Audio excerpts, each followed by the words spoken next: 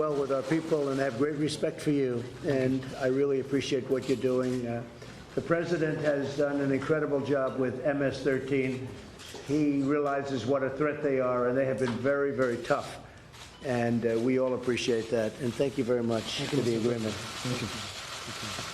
Please. Thank you, Mr. President. Well, we're very happy to be here. It's an honor to be with the President of the United States and with his team. We're very impressed, and the whole team being here. And actually, for us, the United States is not only a partner and an ally, but also a friend. And we want to show that friendship. That's one of the reasons we signed the agreement, because we want to show that friendship to our most important ally, which is the United States. And for us, this is very, very important. And looking forward, I mean, we have been a little more than 100 days in office, but we look forward to be working with President Trump for the next 5 years. So I think that would be very good for us. I think you want to stay longer than that. Tell them a little bit longer. They'll love that. That'll be breaking news. I'm only going to be for 5 years. I know. You would need to talk with the next president. Yes. So we're very happy to be here, and we're hoping that this meeting will only strengthen our relationship even more. And I think it will, because President Trump is very nice and cool, and I'm nice and cool too. So we both use Twitter a lot, so we'll get along. And we're very honored. Well, it's our honor. Thank you very much. And we're working together very well. And the relationship's been excellent. Mr. Secretary, would you like to say something? Thank you, Mr. President, and thank you, President Bukele. It's been a tremendous partnership for the first 100 days you've had in office with all of your team, Minister Hill, Minister Rivas, your security minister, and I really see the advances that you're making on ending forced migration as very productive for the region, and we'll be there alongside supporting you. Thank you.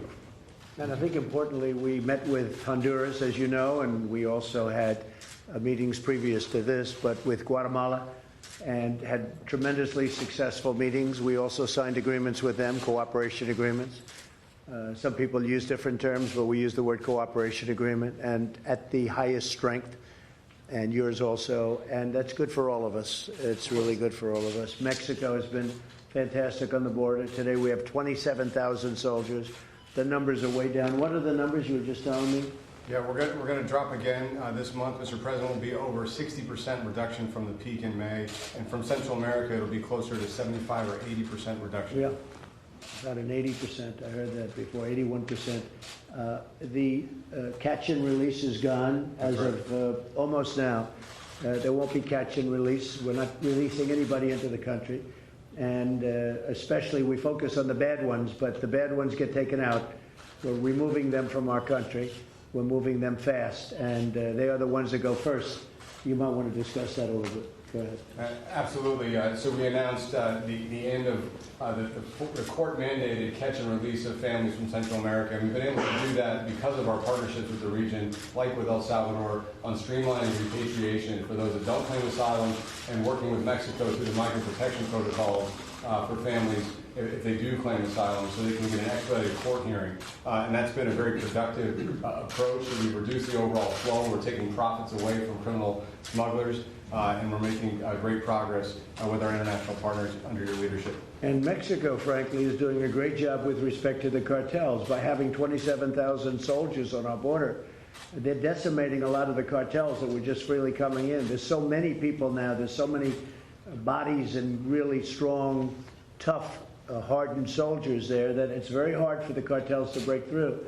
And a lot of bad word. If you have a cartel, it has not been a good situation for you. So Mexico really is doing themselves a big favor, too. But the president of Mexico has been outstanding in working with all of us, really, I think. Nice. And we're very happy.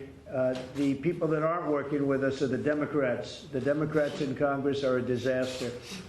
We could solve so many more problems with the loopholes, which could be done literally in 15, I always say it, 15, 20 minutes, maybe 30 if we're a little bit slower. But we could solve the loophole problem in a short period of time. Despite that, and we have asylum also, which we could solve immediately, but we've sort of solved asylum by going through different countries. Can you believe it?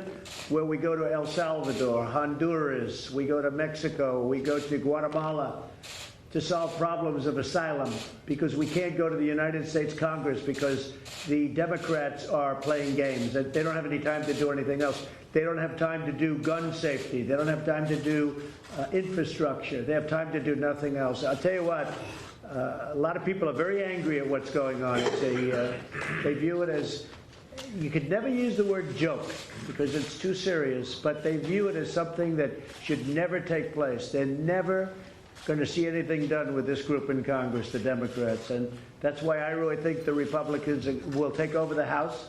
We might even increase in the Senate, and we'll keep the presidency, and we'll do something that, like, this country has never seen before. But Nancy Pelosi has been taken over by the radical left.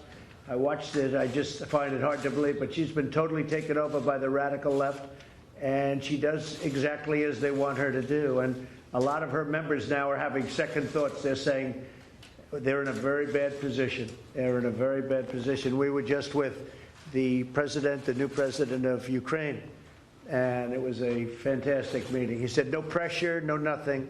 It's all a hoax. I call it the hoax. And this is just a continuation of the witch hunt. And that's all faded. That's all gone. And they had to come up with something else. The same players, Adam Schiff, Nadler, all the same players. But now Nancy Pelosi was forced into a position that she didn't want to be in. And unfortunately, she wasn't tough enough to stop it. So thank you very much, everybody. I think we're going to be doing a news conference in a little while.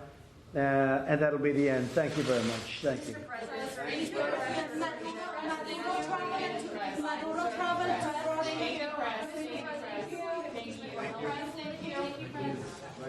So when they do that.